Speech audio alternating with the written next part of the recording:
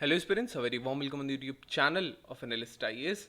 तो एजुकेशन फिलहाल concurrent list में है, लेकिन यहाँ अब डिबेट चल रहा है कि इसको स्टेट लिस्ट में वापस से क्यों ना लाया जाए, क्योंकि इसको कंकरेंट लिस्ट में जो रखा था वो 42nd अमेंडमेंट एक्ट ने रखा था।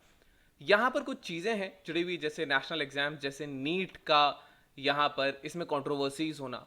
रिसेंटली जो नेट का एग्ज़ाम हुआ है वो भी कैंसिल हुआ। इससे पहले भी कई ऐसे एग्ज़ाम्स, भले वो कांस्टेबल के एग्ज़ाम्स हो, भले और भी कुछ एग्ज़ाम्स हो, जिसमें यहाँ करप्शन देखने को मिलता है। तो अब यहाँ प्रश्न यही उठ के आता है कि can we put this in the state list. So it is important for the students जो यहाँ मेंस लिखने वाले हैं।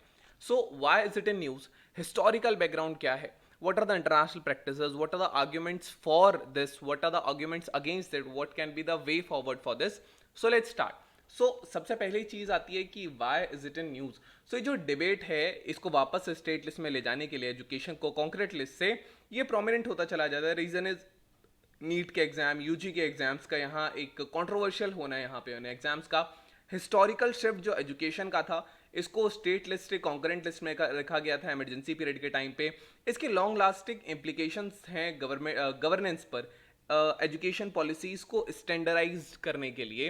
अब यहाँ पे हम हिस्टोरिकल शिफ्ट की बात करेंगे तो जब गवर्नमेंट ऑफ इंडिया एक्ट 1935 आया था, जब ब्रिटिश रूल था भारत में, ये इसने एक फेडरल स्ट्रक्चर बेसिकली यहाँ पर बनाया था फर्स्ट टाइम हमारी पॉलिटी के अंदर। अब जो लेजिस्लेटिव सब्जेक्ट्स हैं इनको डिस्ट्रीब्यूट किया गया था फेडरल लेजिस्लेचर में, जिसको यूनियन कहा जाता है, और प्रोविंसेस में यहाँ इनको डिस्ट्रीब्यूट किया गया था, जिसको स्टेट कहा जाता है।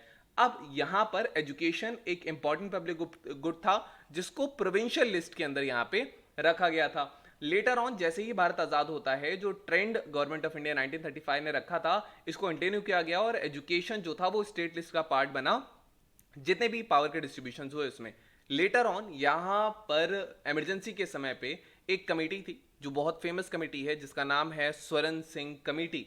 नाउ इमरजेंसी के समय पे कांग्रेस पार्टी ने इसको कॉन्स्टिट्यूट किया और इनसे रिकमेंडेशंस मांगे कि कॉन्स्टिट्यूशन में कहाँ का अमेंडमेंट किया जाए।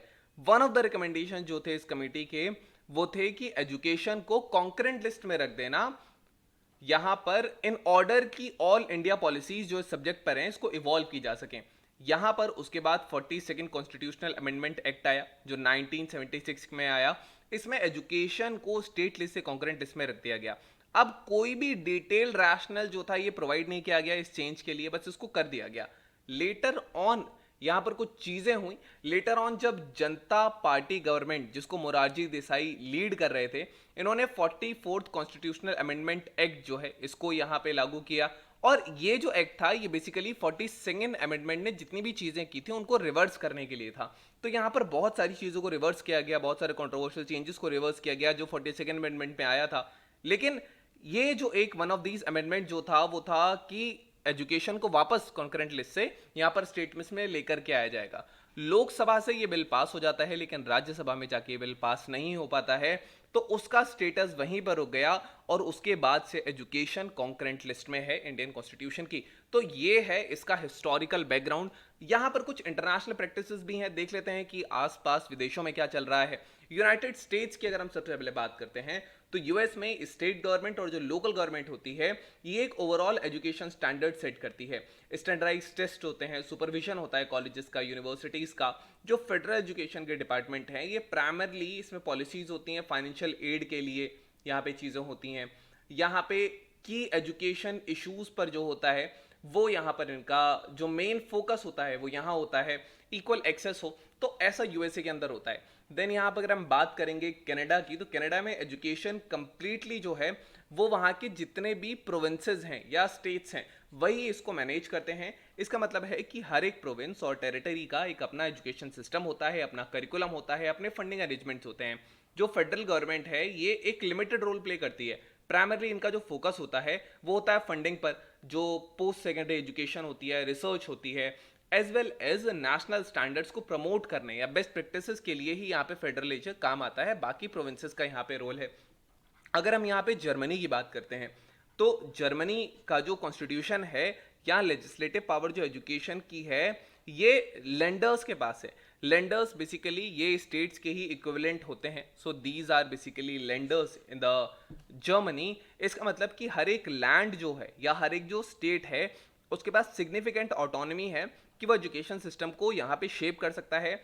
यही स्टेट या लैंडर ये डिटरमाइन करता है जितना भी करिकुलम होगा प्राइमरी सेकेंडरी एजुकेशन से जुड़ा हुआ उसके बॉर्डर के अंदर। ऑल्सो ये रिस्पॉन्सिबल होता है फंडिंग एलोकेट करने के लिए अपने जुरिस्डिक्शन के अंदर।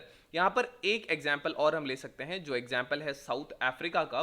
साउथ अफ्रीका में एजुकेशन दो नेशनल डिपार्टमेंट्स जो स्कूल और हायर एजुकेशन के लिए अलग अलग होते हैं ये इसको गवर्न करते हैं।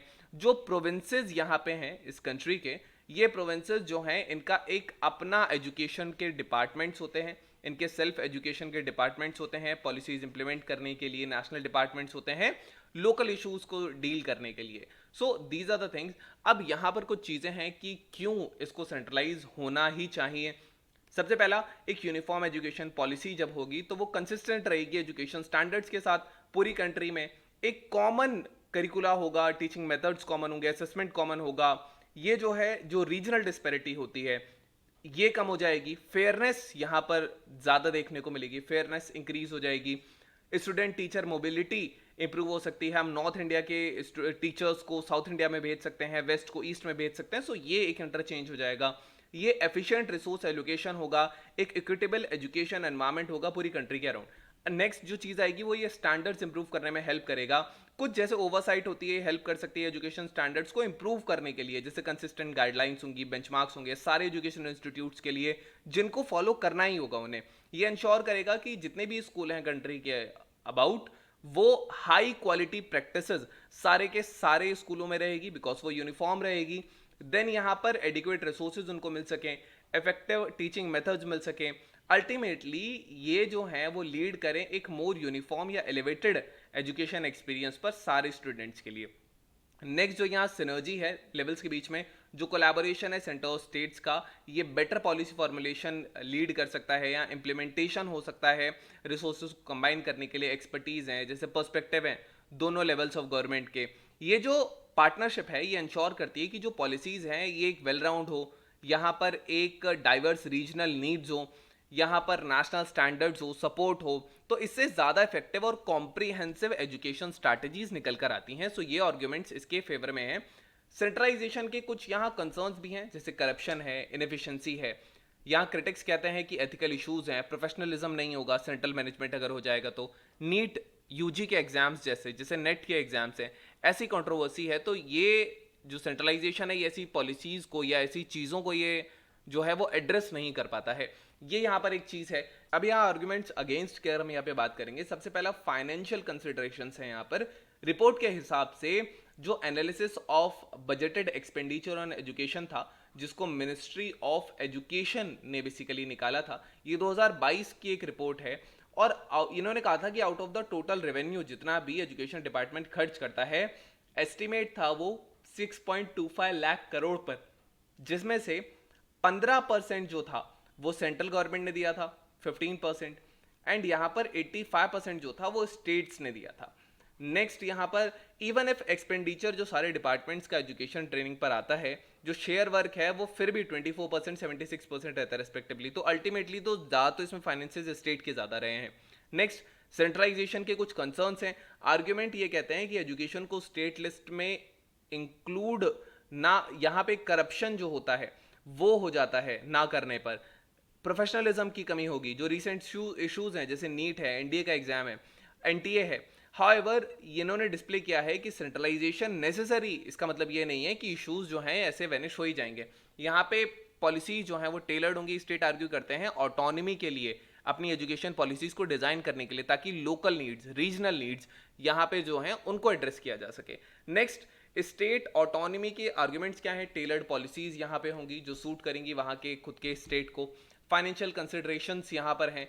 स्टेट एक सिग्निफिकेंट पोर्शन बियर करता है एजुकेशन एक्सपेंडिचर का। हमने देखा था कि 75% करता है, लगभग अराउंड 85% अराउंड ये करता है। सो ये यहाँ पर इसीलिए इनको ऑटोनॉमी देनी होगी। यहाँ पर डाइवर्सिटी में चैलेंजेस होते हैं।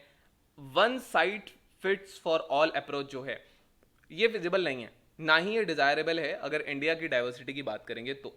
नेक्स्ट वे फॉरवर्ड क्या हो सकता है यहाँ पर कुछ वे फॉरवर्ड है, जैसे कि अगर हम आर्ग्यूमेंट्स करें एजुकेशन का कॉन्करेंट लिस्ट के लिए, यूनिफॉर्म एजुकेशन पॉलिसी है, यहाँ सिनर्जी है स्टेट सेंटर के बीच में, करप्शन और लैक ऑफ प्रोफेशनलिज्म है, ये कुछ ऐसे पॉइंट्स थे जो कॉन्करेंट लिस्ट के लिए ही थे। नेक्स्ट यहाँ पे रिस्टोर करने के लिए क्या है कि स्टेट में रिस्टोर हो जाए, जैसे रिसेंट कंट्रोवर्सीज एंड नीड से related, autonomy, tailored practices, one size सबको फिट नहीं हो सकता है। सो फाइनेंशियल डिस्ट्रीब्यूशन भी हमने देखा। नेक्स्ट यहाँ पे यूनिफॉर्म पॉलिसी, वे फॉरवर्ड की बात करेंगे तो यूनिफॉर्म पॉलिसी ये एक यूनिफाइड अप्रोच की बात करता है ताकि स्टैंडर्ड्स और एक कंसिस्टेंसी हो सेंट्रल स्टेट के बीच में, जैसे इंटर स्टेट वाटर यहाँ पे कमीशन है, ऐसा कुछ बनाया जा सकता है। नेक्स्ट सिनर्जी हो लेवल्स के बीच में, एक सेंट्रल कोऑर्डिनेशन हो सकता है जो नेशनल गोल्स को अलाइन करेगा स्टेट लेवल इंप्लीमेंटेशन के लिए, स्टेट्स जो ऑटोनॉमी सीख कर रहे हैं टेलर्ड पॉलिसीज के लिए, लोकल नीड्स के लिए। सो ये चीज़ भी यहाँ पे कंसिडर करनी पड़ेगी। नेक्स्ट एक्सपेंडिचर ब्रेकडाउन हमने देखा, ये लगभग 24% एंड 76% है, ये जो है ये रिसर्च ट्रेनिंग से जुड़ा हुआ एक्सपेंडिचर है।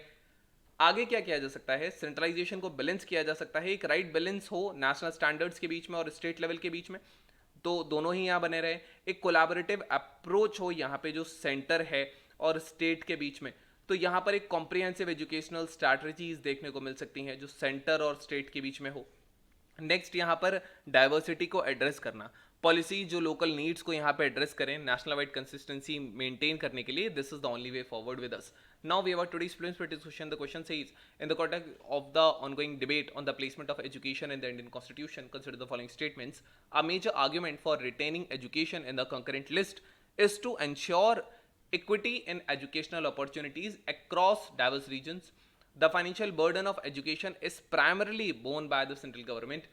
The shift of education from state list to the concurrent list during the emergency was accompanied by a comprehensive rationale for change. Which of the following options are correct? So you can type the answer in the comment section. There I will let you know if it's correct or not. Now अगर हम next यहाँ पर जाएंगे, so next question is critically evaluate the arguments for keeping education in the concurrent list and those advocating its return to the state list. In your opinion, what approach would best serve the goal of achieving an equitable and high quality education system in India? So this is the question. You can write it and you can send it to us. So thank you. Have a nice day and stay tuned with the list for your better preparation.